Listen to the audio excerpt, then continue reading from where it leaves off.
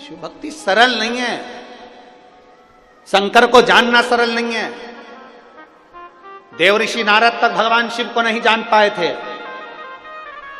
जाकर निंदा कर दी भगवान विष्णु के सामने, और देवऋषि नारद को बंदर का मुंह लगाना पड़ा। भगवान नारायण ने निंदा सुन ली तो घोड़े का मुंह लगाना पड़ा। हयग्रीव अवतार हो गए। रामचरितमानस में आता है नारद जी को बंदर का मुंह लगा था, केवल निंदा। कुछ भी कह देना, कुछ भी बोल देना सरल है, पर उसका भोग भोगना बहुत कठिन है। भोगना कठिन। अभी हमने कथा में कहा था कि 3 लोगों से बचना, लालची, आलसी और दोगला। दोगलाई करने वालों से भी बचने का प्रयास करना, कि कोई तुमको, वो कहते हैं ना कि एक बात बोले बुरी तो नहीं लगेगी, अरे जम के तो बोलो, पक्का बोल दे। सब जगह पर लिखा रहता है कुत्तों से सावधान, पर हम तो कहेंगे इंसान से भी सावधान। कुत्ता तो मालूम है कि काटेगा, इसलिए सावधान हो जाओ, पर कोई तुमसे गले लगकर कब छुरा घोंप कर जाएगा मालूम नहीं पड़ पाएगा। सावधान।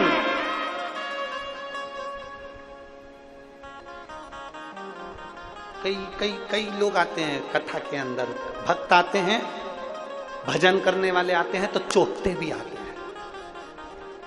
यहां कुत्ता चैन नहीं चुरा ला, तुम्हारे पास में ना जाने कौन बैठा होगा, बैठी होगी, और इतनी धीरे से सफाई करेगी। इसलिए सावधान इंडिया,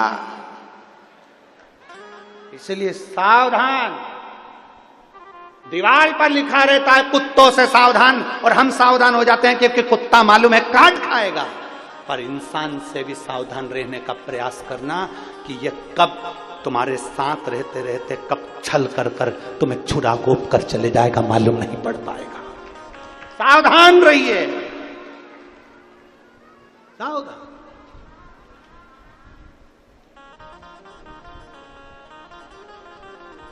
बहुत सावधान।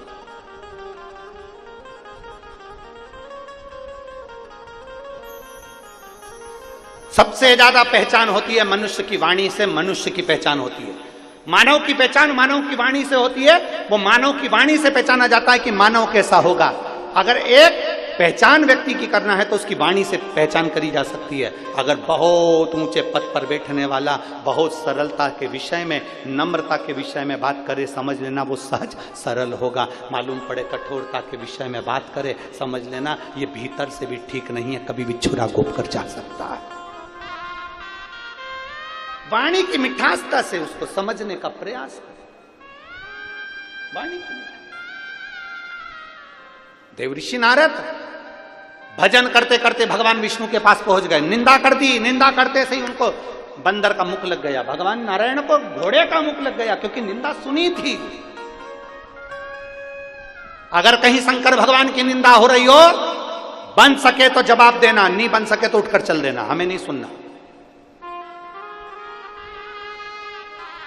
बन सके तो जवाब दो, नहीं बन सके तो उठकर चल दो। हम नहीं बोल सकते, हमें नहीं सुनना। तू कर निंदा, तेरे को भगवान ने निंदा करने के लिए पैदा करा। माता के गर्भ से तू हुआ इसलिए क्योंकि भगवान ने तुझे गिफ्ट में पैदा करा है कि तू जगत की निंदा करे। कर निंदा।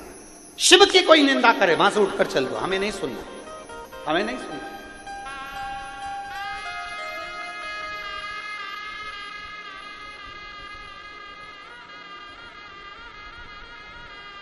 हमसे कई लोग कह देते हैं तुम्हारे शंकर भगवान भांग धतूरा धारण करते हैं। हम उनसे कहते हैं तुम हमारी बात करो, महादेव की नहीं।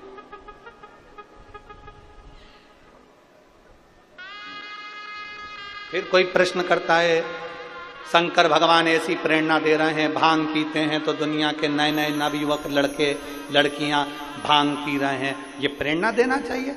हमने कहा शंकर भगवान ने तो विष भी पिया था, लिया पी ले।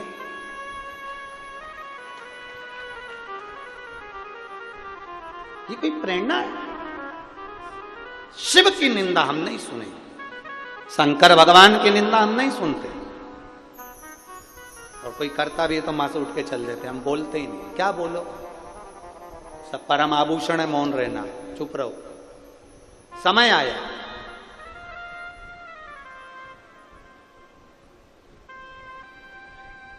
भगवान शिव और सती का जब विवाह हुआ तो सती माता को लेकर बाबा कुंभज ऋषि के आश्रम में गए।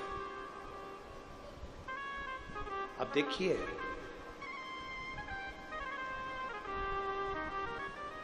कुंभज बाबा ने कथा कही, अगस्त ऋषि ने, शंकर भगवान कथा को सुन रहे हैं और सती मैया कथा को नहीं सुन पा रहे।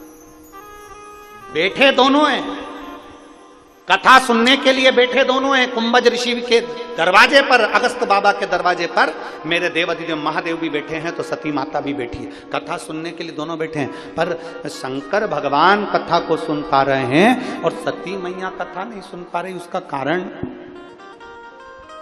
कारण केवल एक है, शिव जी का मन तो कथा में लगा है, पर सती का मन इसलिए नहीं लगा क्योंकि जब शिव और सती आए थे तो कुंभज ऋषि ने उठकर प्रणाम कर लिया था। कुंभज ऋषि ने उठ के प्रणाम कर लिया था। सती मैया ने मन में विचार करा, कथा करने वाला, कथा वाचने वाला जब हमको प्रणाम कर रहा है तो कथा क्या सुनाएगा। कथा वाचने वाला कथा सुनने वाले को प्रणाम करता है, इसलिए करता है क्योंकि तुम इतना अपना घर परिवार छोड़कर कथा सुनने के लिए आए हो तो तुम्हें प्रणाम करेगा। और कथा वाचने वाला कथा सुनने वाले को इसलिए प्रणाम करता है क्योंकि कथा वाचने वाला तो चौकी पर बैठता है, कथा सुनने वाला जमीन पर बैठता है। जो जमीन पर बैठता है वो जमींदार होता है, जो चौकी पर बैठता है वो चौकीदार होता है। आप जितने लोग जमीन पर बैठे हो सब जमींदार हो। वाचने वाला को प्रणाम करो, आपको नमन है। हम भी यहाँ आते हैं, व्यासपीठ को नमन करते हैं, व्यासपीठ को प्रणाम करते हैं, और व्यासपीठ को प्रणाम करने के बाद आप लोगों को नमन करते हैं कि आप इतनी दूर से धूप में चलकर ना जाने कितना कितना दूर से कथा को श्रवण करने के लिए यहाँ पहुँचे हो। भगवान देवाधिदेव महादेव की कृपा आप सब पर हुई है और आप सब शंकर का एक अंश अवतार हो, इसलिए बाबा की कथा में पहुँचे हो, क्योंकि बाबा ही बाबा के भक्त को बुला सकता है। सती मैया का मन नहीं लगा, सती मैया का मन विचलित हो गया।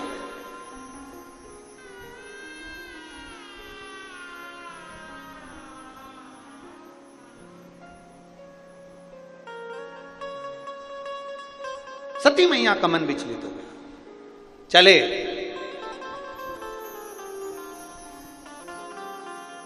कथा का नियम है, कथा में बैठकर हाथ जोड़कर जो मांगेंगे वो मिलता है।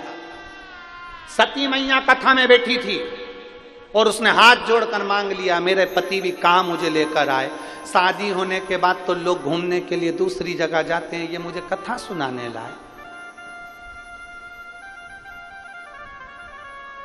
कितने सारे अरमान धर्म पत्नी के रहते हैं और वो कितनी सोच कर आती है, हम शादी के बाद में गोवा घूमने जाएंगे, हम शादी के बाद में ये द्वीप वो द्वीप घूमने जाएंगे, और मालूम पड़े शादी के बाद पत्नी घर पे और पति कह दे कि मेरे 25 दोस्त आ रहे हैं और तुझे खाना बनाना है, खाना बनाने वाली नहीं आएगी, तो पत्नी के दिल के अरमा आंसुओं में।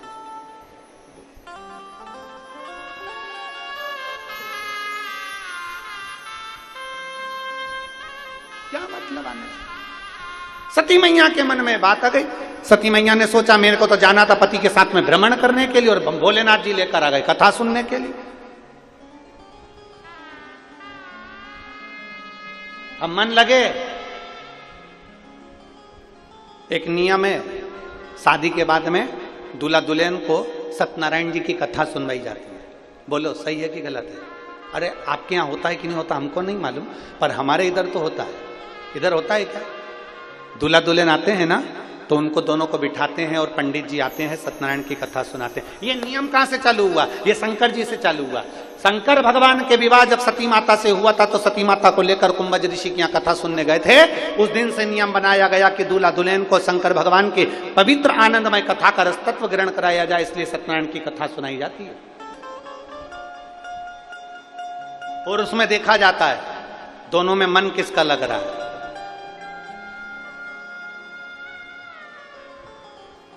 अब पत्नी तो इतना सारा घूंघट डाल के बैठती है,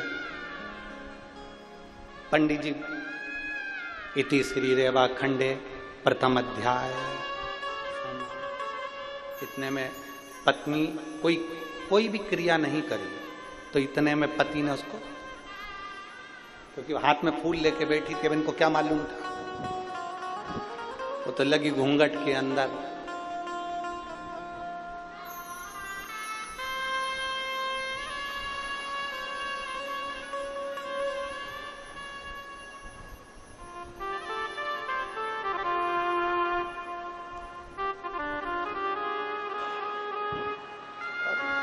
लगी घूंघट के अंदर। इति श्री रेवा खंडे द्वितीय अध्याय।